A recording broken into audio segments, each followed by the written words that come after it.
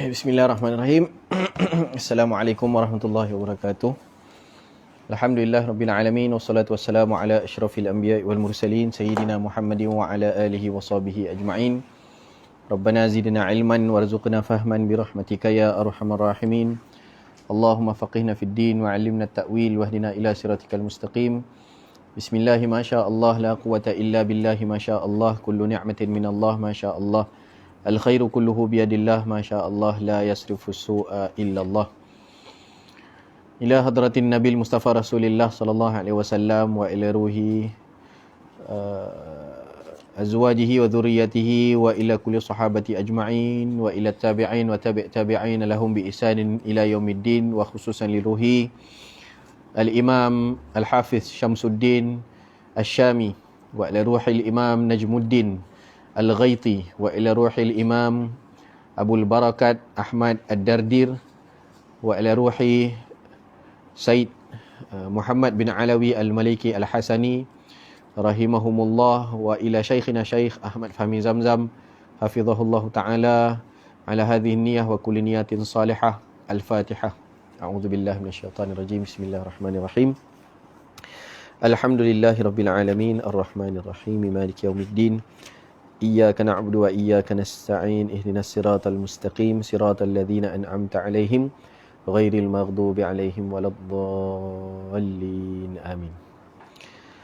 Alhamdulillah, syukur pada Allah dapat bersama-sama kita pada pagi ini menyambung daurah Rejab dalam pembacaan kitab Al-Anwarul Bahiyah pada sesi pagi. Mohon maaf sedikit kelewatan, tadi ada kelas dengan kelas online lah dengan hospital. Jadi kita sambung insya-Allah muka surat 14. 14 ke surat 14. Baik. Qala al-musannifu rahimahullahu taala, 4 anak, Allahu akbar. 4 anak kecil yang bercakap di zaman silam. Semalam Ustaz Abdul Rahman bacakan juga bab ini, tapi dalam Kifayatul Muhtaj disebut 10. Jadi dalam ni ada 4 sahaja. Ya, baik. Qala wa takallama fil mahdi arba'atun wa hum sigharun. Hadha wa syahidu Yusuf wa sahibu Juraish wa Isa bin Maryam. Berkata pengarang kitab ini ada 4 orang bayi yang bercakap ketika masih dalam buaian lagi. Jadi yang ni kita panggil faedah kan.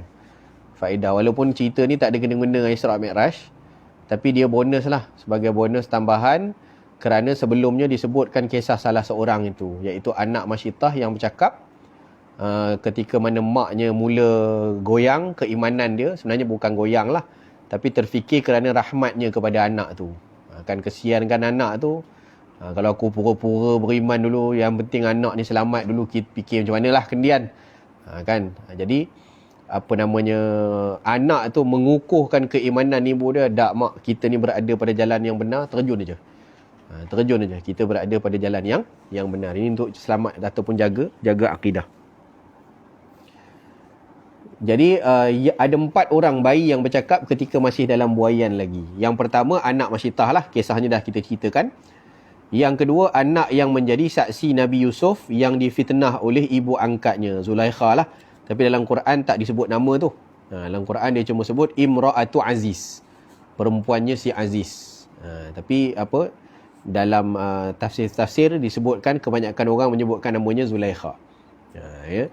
Okey, jadi cerita pun sudah diceritakan oleh Ustaz Abdul Rahman semalam. Boleh tengok balik juga yang mana dah disebut oleh beliau. Jadi saya tak cover banyak lah. Jadi mudahlah. Cerita tentang anak tu yang akhirnya menyebutkan tentang kalau baju Nabi Yusuf tu koyak daripada depan, maka perempuan tu betul lah. Kalau baju Nabi Yusuf koyak di belakang, maknanya Nabi Yusuf lah yang maknanya dikejar oleh Zulaikha tu. Okay, jadi budak tu bercakap, budak kecil yang bercakap tu. Yang ketiga adalah anak yang menjadi saksi Juraish, seorang ahli ibadah yang difitnah oleh pelacur upahan. Ini pun kisah dia panjang, Ustaz Abdul Rahman dah cerita juga semalam. Boleh tengok balik juga. Cerita yang sangat menarik dengan dia punya ibrah-ibrah dia. Sebab tu banyak kali saya sebut, kalau kitab Isra' Mi'raj ni memang paling sedap lah kita syarah. Setiap satu tu ada hadisnya, setiap satu tu ada dia punya perincian dia, ada ibrah yang boleh diambil daripada setiap satu kisah yang disebutkan, walaupun satu point saja. Sini point dia satu je, 4 orang ni. Tapi sini 4 orang ni boleh jadi 2-3 kali kelas pun kalau kita nak ambil ibrah. Kan? Baik, yang keempat adalah Nabi Isa bin Maryam. Ya, Nabi Isa bin Maryam bercakap waktu kecil, beliau berbicara mengenai dirinya yang sebenar dan ibunya adalah wanita salihah yang tidak pernah berbuat curang seperti yang dituduh tanpa bukti mengatakan ia berzina sehingga melahirkan anak. Kan Maryam lahir anak terus saja. Kan tak ada bapa. Jadi orang tuduh dia berzina, Nabi Isa sendiri yang menyebutkan waktu baby lagi bercakap dirinya. Ini salah satu lagi daripada kisah bayi yang bercakap pada waktu kecilnya. Yang masuk sama-sama dengan kita sesi online, ahlan wa sahlan. Saya jawab salamnya, Waalaikumsalam warahmatullahi wabarakatuh kepada semua yang menonton. Okey, kita teruskan. Peristiwa yang ketiga. Azab orang yang tidak sembahyang. Jadi ni peristiwa-peristiwa saya sebutkan ada 11. Kalau Kifayatul Muhtaj dia tak sesusun kan. Dia cuma dipisahkan dengan kemudian saja. Kemudian perenggannya. Yang ini dia lebih tersusun sikit. Dia ada bab, dia ada dia taksim, dia panggil tabwib ni. Dia ada bahagikan lah peristiwa pertama apa, peristiwa kedua apa, peristiwa ketiga apa. Jadi flow susunan dia nampak cantik sikit lah sebab kitab moden sikit lah. Tapi menarik, kita pun bila baca kitab lama pun banyak benda yang kita tengok, oh Masya Allah kan. Ustaz Abdul Rahman pun jelaskan cukup hebat. Satu persatu kalimahnya ni maksudnya macam ni. Ini dalam bahasa Arab maksud antara tu bainama. Jadi kita tengok dapat penguasaan yang hebat lah. Daripada tu utama cara ulama' dulu dengan orang dulu nak sampaikan ilmu kan. Jadi kita je lah duduk terkemudian, orang moden. Kita tak faham cara orang dulu tulis kitab, kita cela ulama' dulu. Itu tak kena. Kan kita yang tak faham cara tulisan dia. Kan jadi kena faham dengan cara kita berguru kan. Jadi guru yang faham, jadi guru akan memahamkan kita. Okey, peristiwa yang ketiga, azab orang yang tidak sembahyang. Summa ata ala qaumin turdakhu ru'usuhum kullama radakhat adat kama kanat.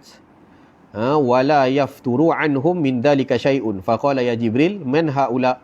Qala haula'i alladhina tatathaqalu ru'usuhum 'anis salatil maktubah. Kemudian baginda Nabi SAW pergi pula menengok satu kaum yang berkelakuan aneh. Mereka menghantuk-hantukkan kepala mereka di batu sehingga berdarah dan berkecai kepala tersebut. Setelah pecah, dikembalikan lagi kepala tu seperti sedia kala, lalu dihantukkan lagi kepala tu sehingga berkecamuk otak dia. Begitulah perbuatan mereka terus menerus tanpa henti-hentinya. Baginda Nabi SAW berkata, wahai Jibril, siapakah gerangan mereka yang berkelakuan aneh seperti ini? Hidup penuh penderitaan yang mereka alami. Apakah penyebabnya? Jibril berkata, mereka itu adalah orang-orang yang berat kepala mereka untuk mengerjakan sembahyang fardu 5 waktu sehari semalam. Jadi tak nak angkat kepala daripada bantal lah. Kan? Tak nak. Dia sedap tidur, kepala dia benam je dalam bantal. Tak nak bangun-bangun untuk solat. Tak nak letakkan kepala dia, kalau dia berdiri pun tak nak letakkan kepala dia di lantai, di tanah untuk dia menyembah Allah Subhanahu Wa Taala. Jadi berat kepala lah. Jadi berat kepala ni diberikan azab oleh Allah Subhanahu Wa Taala, azab orang tak semayang. Apa dia buat? Dia hantuk kepala dia sendiri yang berat tu. Kan sebab apa hantuk itu? Pecah otak, sambung balik, elok balik. Sebab kita boleh bayangkan kalau, yalah kita pun tak pernah jadi kan, tapi kalau kita accident, wala'iyadzubillah lah, accident, tak payah yang berat-berat lah, jatuh sikit je kan, jatuh sikit, waktu jatuh tu paling sakit kan, maknanya waktu kita sedang jatuh ataupun terantuk kan, jalan terantuk sikit jadilah gedebuk, aduh kan, kita aduh tu, waktu tu sakit tu, waktu tu sakit. Jadi cuba bayangkan kesakitan orang yang hantuk kepala dia sampai pecah. Macam mana kesakitan dia? Dan kesakitan dia bukan sekali. Dia pecah, elok balik. Dia hantuk lagi, pecah lagi, elok balik. Dia hantuk lagi, pecah lagi, elok balik. Jadi setiap kali berlaku tu, setiap kali tu dirasakan kesakitan. Bahkan ikut sebagian ulama, semakin sakit. Maknanya sakit. Kan? Kita kalau sakit dunia ni, sakit yang biasa kita pergi buat rawatan, berkurang. Dah dibalut, sapu minyak, besok okey sikit, hari ketiga okey lagi, hari keempat sembuh, hari kelima, kan? Dia makin okey. Yang ni bukan makin okey, makin sakit. Kan? Okey balik kepala, pecahkan lagi. Okey balik kepala, pecahkan lagi. Allahu Akbar. Yang inilah. Sebab tu apa-apa pun kita peringatkan anak-anak kita, ahli keluarga kita, diri kita sendiri, semayang lah. Nombor satu tu semayang. Yang kena sangat-sangat dijagalah. Jangan tinggal. Kalau memang ada keadaan, memang kita tertinggal dan sebagainya, diqadak. Akan digantikan keadaan-keadaan yang tertidur ke, terlupa ke, kadang-kadang berlaku macam tu. Kan itu kita dah belajar dalam hadis. Semayang tu imaduddin kan, tiang agama. Jadi kalau tiang runtuh, habis runtuh yang lain. Okey, peristiwa yang keempat, azab orang yang tidak menunaikan zakat. Thumma ata ala qaumin ala aqbalihim riqa'un wa ala adbarihim riqa' yasrahuna kama tasrahul ibil wal ghanam wa ya'kuluna ad-dari' waz-zaqqum wa radfa jahannam wa hijarataha faqala man haula ya Jibril qala haula alladhina la yu'adduna sadaqati amwalihim wa ma zalamahumullahu syai'a. Kemudian baginda Nabi SAW memerhatikan keadaan sekumpulan manusia. Manusia pada rupanya, haiwan pada tingkah lakunya. Dia rupa-rupa manusia tapi perangai macam binatang. Mereka hanya memakai cawat menutup kemaluan hadapan dan belakang saja dengan sepotong kain. Sungguh memalukan dan memilukan cara hidup mereka. Mereka merangkak-rangkak seperti unta dan kambing ke sana kemari sambil bersuara keras meragut memakan pohon kayu berduri dan pokok berbuah keras yang sangat pahit serta batu-batu panas dan kerikil tajam neraka Jahannam. Baginda Nabi SAW berkata, siapakah mereka yang berkeadaan begini dahsyat wahai Jibril? Jibril berkata, mereka itu adalah orang-orang yang di dunia dahulu tidak menunaikan zakat daripada harta-harta mereka yang wajib dikeluarkan zakatnya. Tidaklah Allah itu menzalimi mereka sedikit pun, namun merekalah yang memilih dan mengikuti cara mereka sendiri. Jadi kan rezeki itu Allah bagi. Jadi dia jadi kaya, dia jadi banyak duit, Allah minta 2.5% je. Kan? Ada orang susah ni, reta dia aku letak dalam reta kamu. Kamu bagilah, aku nak kamu agihkan ke dia. Itu je zakat tu, konsep dia itu je. Aku kayakan kamu. Sebab orang tak kaya kan tak wajib bayar zakat. Zakat kan ada nisab dia. Kan maknanya sampai cukup dia punya nisab, cukup simpan haul setahun, baru dia wajib bayar zakat. Kan kalau tak, ada orang yang jutawan tak pernah bayar zakat. Ada yang duit tak pernah lekat dekat dia. Tak pernah ada dalam simpanan dia. Sejuta masuk, sejuta keluar. Sejuta masuk, sejuta keluar. Kan? Jadi memang tak payah bayar zakat. Mana dia sempat dalam simpanan dia simpan duit juta-juta. Memang tak wajib zakat dia. Kan? Jadi cerita dia adalah orang yang kaya yang menyimpan banyak ni, dia tak nak berzakat, dia sanggup tengok orang tu susah. Dulu dia tak makan, orang ni kan meminta-minta, orang susah ni, meminta-minta dia dekat orang. Jadi dia tak nak keluarkan. Esok Allah Ta'ala bagi dia yang jadi macam binatang dia. Dengan cawat, dengan apanya, merata-rata macam tu. Kehidupan dia, dia dulu di dunia sanggup tengok orang susah macam tu. Ada orang kan hidup, ya maaf cakap kan, manusia yang hidup macam binatang dah kita tengok kerana kesusahan dia. Kan hidup dalam semak, hidup dalam macam binatang hidup lah. Jadi besok Allah Ta'ala jadikan mereka macam tu. Kerana apa? Kerana harta mereka yang sepatut sampai pada orang-orang susah tu tak sampai. Kerana mereka halang harta itu. Biar dia pun jadi macam tu lah. Jadi Allah bukan menzalimi mereka. Mereka yang pilih cara hidup macam tu. Disuruh bayar zakat, tak nak bayar zakat. Jadi orang susah terus susah. Kadang-kadang tu lah.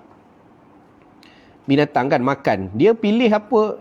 Bukan dia ada hak untuk dia memilih makanan apa. Kalau tuan dia bagi apa, adalah. Kan macam tu. Jadi, apa namanya, mengorek sampah. Kan macam anjing hidup, korek sampah. Kan orang susah, tak dibagi zakat tu hak mereka, maka mereka hidup tu macam itu. Kan? Jadi, itulah apa namanya, azab ataupun kepada orang-orang yang tidak membayar zakat. Terus, peristiwa kelima, seksaan perbuatan zina. Thumma ata ala qaumin. Saya sebut dah sebelum ni, peristiwa-peristiwa ni adalah untuk iktibar bagi umat Nabi Muhammad sallallahu alaihi wasallam, ya. Thumma ata ala qaumin baina aydihim lahmun nadijun fi quduri wa lahmun akhar nayyi'un khabithun faja'alu ya'kuluna minan nayyi'i al-khabithi wa yad'una an-nadija at-tayyib. Faqala ma hadha ya Jibril? Qala hadha ar-rajul min ummatika takunu 'indahu mar'atul halalu tayyibatu fayati imra'atan khabithah fayabitu 'indaha hatta yusbih wa imra'atu taqumu min 'indi zawjiha halalan tayyiban fatati rajulan khabithan fatabitu ma'ahu hatta tusbih. Kemudian baginda Nabi SAW pergi menghampiri sekumpulan manusia yang di hadapan mereka dihidangkan seketul daging yang telah dimasak dalam periuk dan dihidangkan seketul daging yang mentah berbau busuk. Tetapi anehnya mereka suka mengambil yang makan daging yang mentah lagi berbau busuk itu, dan mereka tidak mau makan daging yang dimasak. Jadi daging busuk dia ambil, rendang dia buang. Pelik lah, dah siap cantik-cantik, dah daging sedap, dia tolak. Bersih lagi sedap dia makan itu. Baginda Nabi SAW berkata, apakah gerangan manusia yang sangat pelik tabiat mereka ni, wahai Jibril? Jibril berkata, inilah lelaki yang berkelakuan ganjil. Ia daripada umatmu juga. Ia sudah punyai isteri yang sah, yang halal, lagi bagus baginya. Namun ia senang bermadu kasih bersama wanita pelacur kekasihnya. Dia senang duduk bersama perempuan itu daripada malam sampai ke subuh, tinggal isteri dia. Ya, begitulah pula perempuan yang sudah bersuami. Suami yang sah lagi baik hati, namun ia masih lagi seperti zaman remajanya, berseluar ketat, berbaju sendat, keluar mencari lelaki yang jahat. Macam pantun pula. Dia senang dengan lelaki jahat itu. Dia tidak akan pulang ke rumahnya melainkan setelah subuh. Ini orang-orang, ini kisah-kisah benar. Kalau kita duduk dengan anak-anak muda kita sekarang, benda ni dah seakan-akan seolah-olah biasa. Walaupun dah berkahwin, dekat tempat kerja, ada lelaki lain pula. Isteri orang kan, tempat kerja ada skandal dia dengan lelaki orang, dengan suami orang, lelaki orang dengan anak dara, isteri orang dengan anak teruna. Jadi belaka. Mana-mana sudut pun ada sahaja keadaan-keadaan yang macam itu. Ini orang yang hidupnya penuh dengan bergelumang dengan zina. Jadi ini memang kadang-kadang tu keadaan-keadaan tu yang menyebabkan godaan-godaan dia tu keliling kan. Pergi tempat kerja. Kan 50%, 60% tak tutup aurat. Kan saya pernah buat program amal kan. Kita ambil baju nak serah ke dia lah. Biasalah kita kutip baju tu kan. Jadi kebanyakannya mungkinlah ada yang dah insaf apa semua kan. Dia dah bertudung dulu muda-muda, ranggi, pakai mini skirt, pakai singlet pergi kerja kan. Sarung jaket je dengan singlet apa semua. Jadi dah insaf. Jadi bila dia dah insaf, kita buat nak bagi baju amal tu, dia bagi habis baju-baju kerja dia hak yang dia dululah. Jadi bila kita buka kotak tu kan, kata ni aku nak bagi kat siapa ni? Takkan nak bagi, nak suruh orang pakai macam ni pula. Kan? Jadi macam pelik jugalah kita kan. Jadi ceritanya kadang-kadang suasana kerja, kat tempat kerja, orang buat gangguan seksual, macam-macam benda. Kadang-kadang daripada suasana tu sendiri. Bertepuk, tampar apa macam-macam kan. Kadang tu dia lupa dengan ustaz-ustaz pun dia lupa. Kan? Tepuk daripada belakang tu. Ustaz rupanya. Ustaz rupanya. Sebab apa, dah biasa. Dengan orang lain buat macam tu, dengan ustaz pun bedal juga kan. Kita tengok apa hal pula kena tepuk ni. Sebab orang lain biasa, tak ada apa masalah. Kan. Saya pernah join satu team building company. Kena main running man kan. Kena main running man. Ikat belon, cucuk. Kejar. Makcik-makcik ni kejar saya.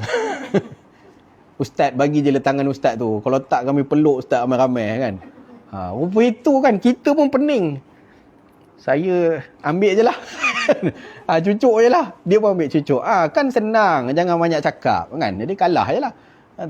Dah macam tu keadaan. Kita tengok pun pening kepala. Ada yang pakcik-pakcik yang tua-tua ni pula.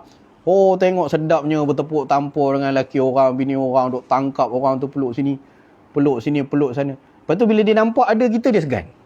Kan. Jadi malu dengan siapa sebenarnya? Malu dengan Allah ke malu dengan ustaz? Kan, bila nampak kita ada situ, dia jadi segan.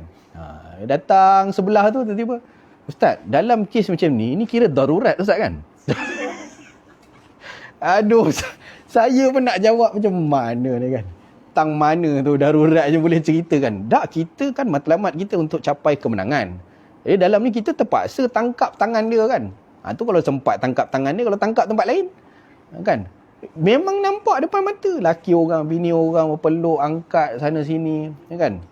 Team building tu kadang laki perempuan nak kena lepas lubang sempit Kan habis angkat peluk-peluk laki bini orang, tak kisah.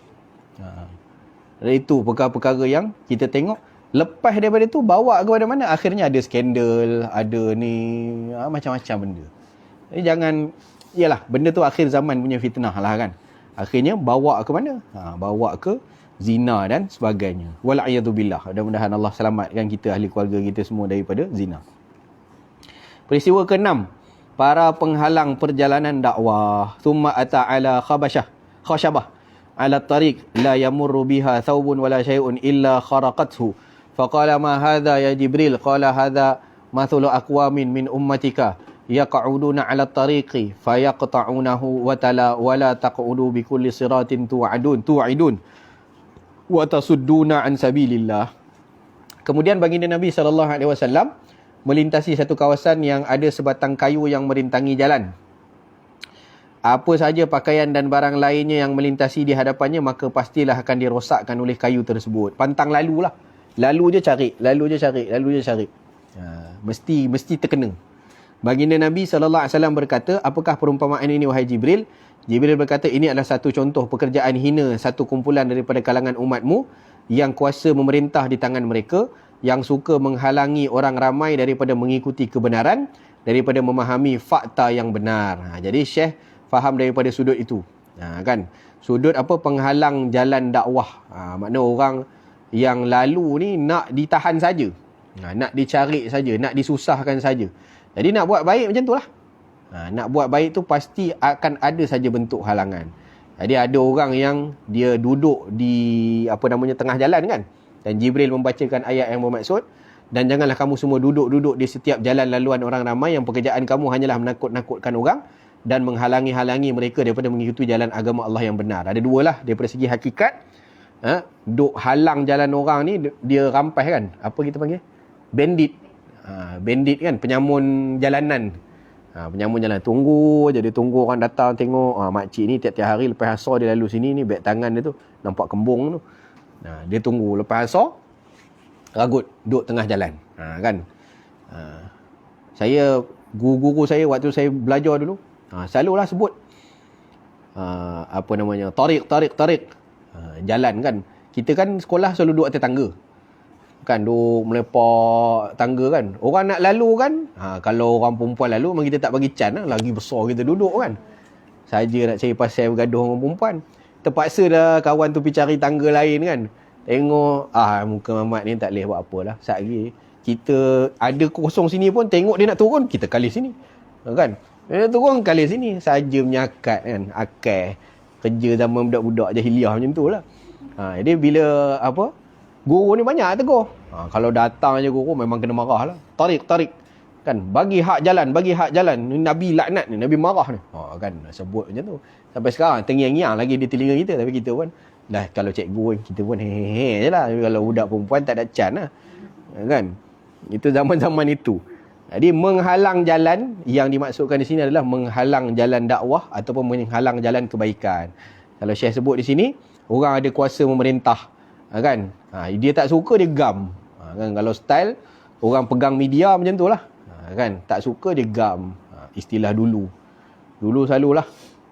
Kan, almarhum Tuan Guru Arundin, almarhum Tuan Guru Datuk Ismail Kamus. Dulu itu otai-otai forum perdana tu.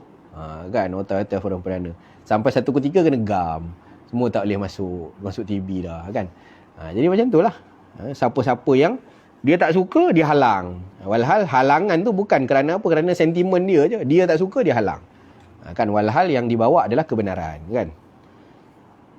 Jadi ini dia macam kayu duri tadi lah. Maknanya pantang orang lalu, kita cari.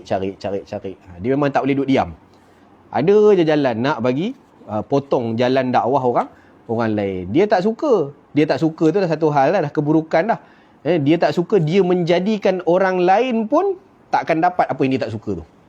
Dia sampai macam tu. Itu namanya penghalang jalan dakwah. Kalau tak suka mengaji tak apa, jangan benci orang mengaji. Kan, kalau tak suka mengaji tak apa. Jangan kata kelas ni tak ada faedah, tak payah buat. Kan? Jadi itu menghalang kebaikan daripada dapat pada orang lain. Orang lain banyak dapat manfaat daripada mengaji. Jadi jangan suka potong jalan dakwah lah. Walaupun perkaranya adalah banyak sudut kan. Terus mana tadi? Peristiwa ke-7, pemakan riba. Dahsyatnya azab pemakan riba. Wa ra'a rajulan yasbahu fi nahrin min damin yulqamu al-hijarah.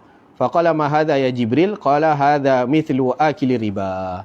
Dan baginda Nabi SAW melihat seorang lelaki yang berenang dalam sungai darah. Mulutnya dilempari dengan batu sehingga berdarah mulut dan mukanya. Maka Nabi SAW bersabda, apakah gerangan yang diumpamakan dengan perihal orang ini, wahai Jibril? Jibril berkata, inilah bandingan seksa buat orang yang suka makan riba, mengambil harta orang tanpa hak, menghisap darah manusia. Bukan Dracula ni. Hisap darah manusia. Kira naya orang lah. Mencari untung di atas kesengsaraan orang lain. Pemakan riba ni, iyalah. Untung orang lain yang bayar jenuh. Kan, yang bayar bunga alung Bukit Beluntung tu, maksudnya yalah, orang berhutang tu terpaksa kan, dia pun susah, dia sesak, jadi ambil kesempatan atas kesengsaraan orang lain. Orang ni terpaksa hidup, dia pun yalah sepatutnya bukan jalan itulah yang dia ambil, tapi akhirnya jalan tu juga dia ambil, dia berhutang kan. Berhutang kalau atas keperluan tak apa. Orang sekarang pula dah tak pandai pengurusan kewangan. Dia berhutang bukan atas keperluan, tapi berhutang atas kemewahan. Dia tak kena lah. Kan nak hidup mewah ni sampai bila pun tak pernah penuh perut tu, melainkan dah masuk tanah baru cukup penuh. Jadi berhutang sebab mewah kan. Jadi akhirnya tersontot lah kan. Pokok pun tak mampu nak bayar. Bunga pun tak mampu nak bayar. Pokok apatah lagi tah ke mana-mana. Berapa persen tu kan, berapa persen buat hutang. Akhirnya tangan yang jadi mangsa, anak yang jadi mangsa, isteri yang jadi mangsa. Kerana apa? Kerana nak hidup mewah cepat. Kalau berhutang atas keperluan, lain cara dia. Kan orang sekarang berhutang sebab mewah. Dan baginda Nabi SAW habis. Peristiwa ke-8, nasib malang para pengkhianat amanah. Thumma ata ala rajulin qad jama'a huzmata hatabin. 10 minit. La yastati'u hamlaha wa huwa yazidu 'alayha.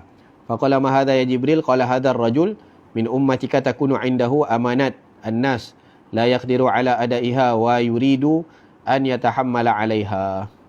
Kemudian baginda Nabi SAW mendatangi seorang lelaki yang mengumpul seberkas kayu bakar. Dia tak mampu mengangkat dan membawanya, sedangkan dia ingin menambah lagi bebanan kayu tersebut. Maka baginda Nabi SAW berkata, apakah gerangan orang ini, wahai Jibril? Jibril berkata, inilah lelaki daripada umatmu yang menjadi pemimpin, pemegang amanah bangsa, rakyat dan umat. Dia tak mampu tunaikan tanggungjawab pikul amanah tersebut, namun dia selalu ingin tetap sahaja memikulnya. Jadi setiap kali dia nak pikul, dia tak larat, dia minta tambah lagi. Yang ada pun tak larat, tambah lagi. Kan? Nak angkat tak lalu dah tu. Dah macam tu dah tu. Boleh lagi ni. Boleh lagi. Hak yang ada tu pun dah bengkok macam tu dah. Boleh lagi. Jadi penuh ambil jawatan. Kan, ambil jawatan. Terima. Sebab apa? Datang meeting saja dapat 1,500 allowance. Tapi bila datang meeting, orang nakkan kepakaran dia. Bila tanya mengelak, dia tak nak bertanggungjawab. Kan, itu perkara-perkara macam tu ada.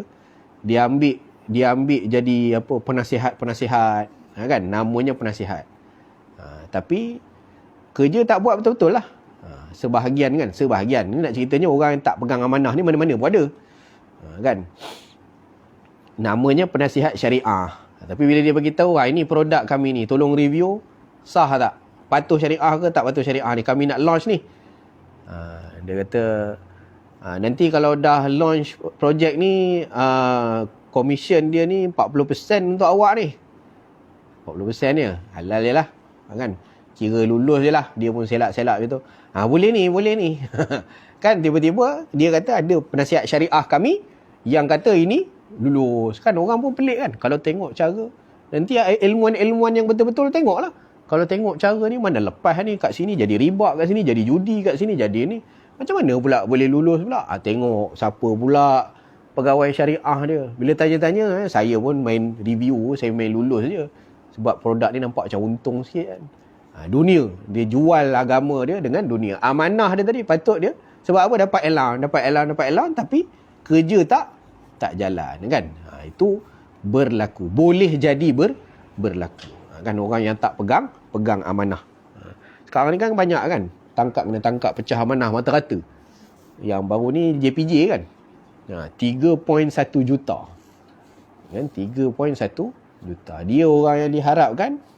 Yang sebelum tu immigration kan.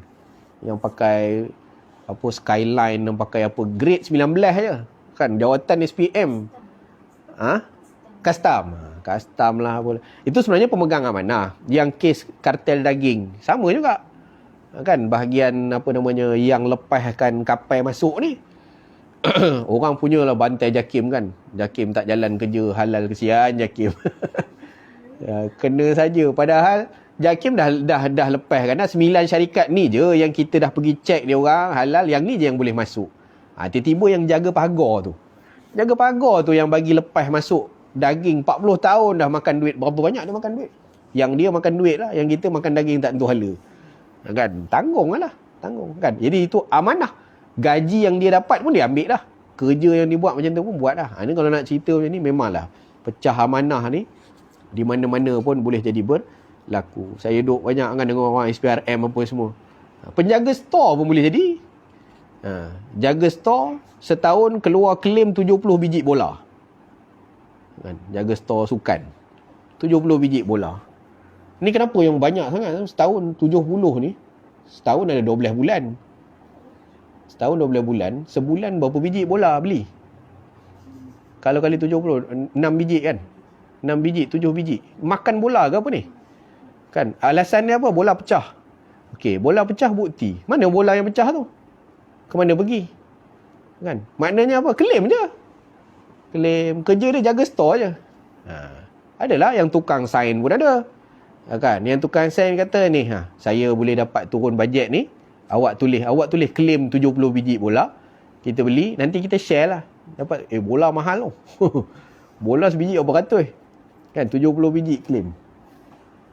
Itu cerita. Nak ceritanya orang pecah amanah ni, di mana-mana pun ada. Kan?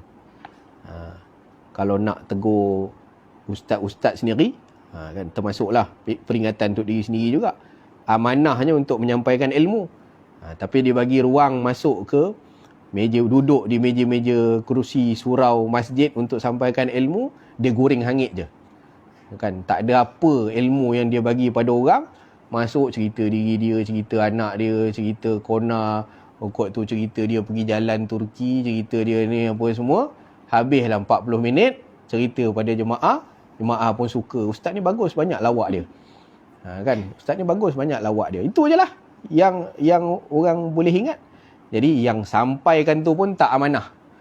Ambil pula tu. Duit surau yang orang bagi ke surau, kami ni infak ke surau untuk kami dapat ilmu daripada majlis-majlis yang dibuat oleh surau. Akhirnya yang dihidangkan itu je. Kan, yang dihidangkan itu saja. Belum cerita yang dapat duit seronok sorang-sorang aja kan. Pun ada juga. Masuk mesyuarat agung, bangga kan. Kita zaman kita memerintah, kita telah berjaya mengumpulkan dalam tabung surau sebanyak 700,000. Ada 700,000 dalam akaun. Orang tanya, program mana tu Haji? Kan? Mana ni orang bagi kat kita kan. Tengok dalam akaun. Tak jalan amanah orang. Orang amanah kan, orang bagi duit suruh buat program. Kan? Dia suka tengok duit banyak macam tu je. Jadi kalau nak cerita bab ni panjang. Okey. Peristiwa ke-9 terus. Kau apa dah? Nasib penyebar fitnah. Wa ata ala qaumin tuqradu alsinatuhum wa shifahuhum bimaqaridha min hadid kullama quridat adat kama kanat la yafturu anhum faqala ma hadha ya Jibril qala haula'i khutaba'ul fitnah khutaba'u ummatika yaquluna ma la yaf'alun. Allah. Baginda Nabi SAW mendatangi satu kaum. Mereka gunting lidah-lidah dan bibir mereka dengan gunting besi. Setiap kali selesai gunting, lalu tumbuh semula lidah dan bibir, lalu digunting lagi. Begitulah terus-menerus perbuatan mereka. Ini pun sama macam tadi, hantuk kepala ni. Tapi yang ni dia lebih kepada lidah. Yang tadi berat kepalanya nak bangkit solat. Hak ni lidah dia banyak sangat bercakap. Kan banyak sangat bercakap, jadi dia bagi rasa sakit pada lidah. Tarik, kak, gunting. Waktu gunting tu sakit lah. Lidah kita ni kena air panas pun menggelupur dah kan. Mengelecur. Kerat. Kan, sakit dia. Lepas kerat, tumbuh lagi. Kerat lagi, tumbuh lagi, kerat lagi. Allah. Maka baginda Nabi SAW berkata, apakah ini wahai Jibril? Jibril kata, mereka adalah penyebar fitnah. Para pemidato umatmu yang bercakap sesuatu yang mereka tidak laksanakan. Kan? Sama ada dia bercakap bukan benar, iaitu khutbah fitnah. Yang dia khabar tu semua hoax. Hoax. Ejanya hoax kan. Hoax. Bohong belaka. Mana buat sesuatu viral. Viral ni kadang benda pun pelik-pelik lah. Kan sekarang ni kita tengok apa ke benda lah. Lepas tu jadi macam pelik-pelik lah. Sebar fitnah dulu. Kita tengok sebelum kerajaan MKN keluar sesuatu, ada je poster keluar dulu.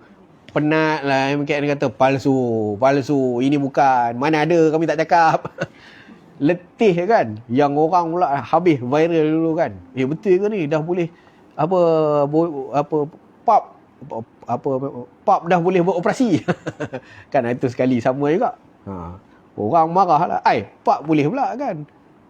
Kita nak dine in dekat kedai tak boleh. Kan tiba-tiba pub boleh. Yang boleh dia restoran. Kata restoran. Lepas tu restoran ada ke orang nak take away dekat pub kan? Dah maknanya masih boleh minum dalam tu. Akhirnya MKN pun keluar. Palsu, yang tu bukan. Menurutnya memang tak boleh. Kan? Pelik-pelik jugalah. Kalau dalam bab benda-benda viral ni, lagilah.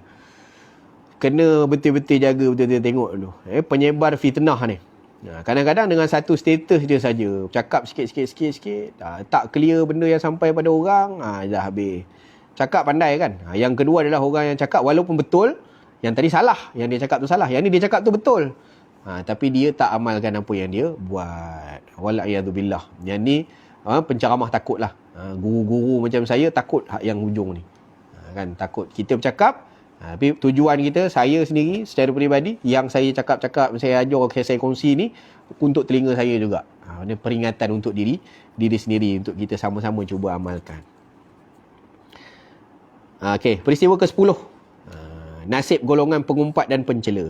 Wa marra biqaumin lahum adfarun min nuhasin yakhmushuna biha wujuhahum wa sudurahum faqala man haula ya Jibril qala haula alladhina ya'kuluna luhuman nasi wa yaqa'una fi a'radihim. Dan baginda Nabi SAW melalui bertemu sekumpulan manusia yang kuku-kuku mereka daripada tembaga, mereka mencakar-cakar muka dan dada mereka dengan kuku tembaga itu sehingga berlumuran darah.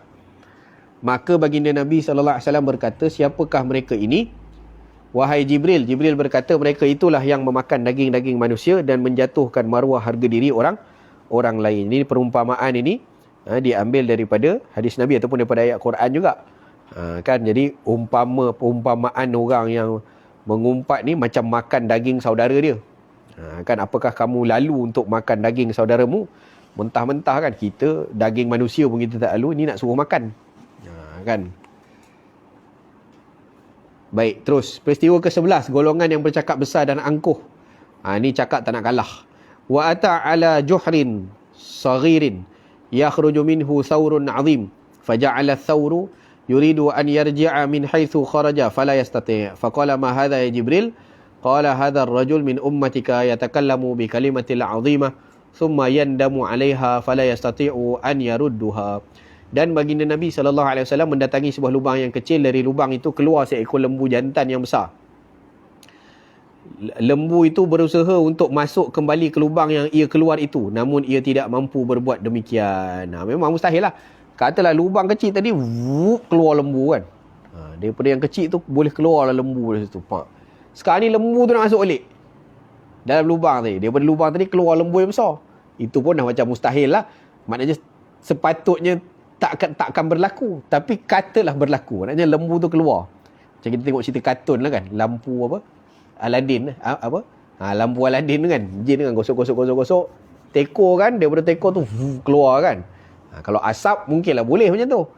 Kita bayangkan keluar tu macam tu lah, daripada lubang kecil tadi keluar lembu seekor. Sekarang ni lembu tu nak masuk balik kan. Jadi yang keluar tadi dah keluar dah, tapi mustahil dia nak masuk balik. Maka baginda Nabi SAW berkata, apakah maksud daripada hal lembu ni? Pelik sangat lembu ni. Jibril berkata, inilah seorang lelaki daripada umatmu yang dia suka cakap besar, perkara yang tak berfaedah untuk dirinya dan orang lain. Dia menyesali percakapannya tapi sudah terlambat untuk menarik balik perkataannya. Jadi dah cakap, pepatah apa? Terlajak perahu boleh diundur, terlajak kata binasa. Buruk padahnya. Terlajak perahu boleh diundur, terlajak kata buruk padahnya. Kan itu. Jadi pepatah pun ada sebut macam tu. Kan? Kisah yang saya pernah cerita dulu berlaku kepada Habib Umar, kalau tak silap saya. Orang fitnah dia macam-macam kan. Jadi akhirnya orang tu insaf. Bila dia insaf, datang jumpa Habib Umar nak minta maaf. Kan?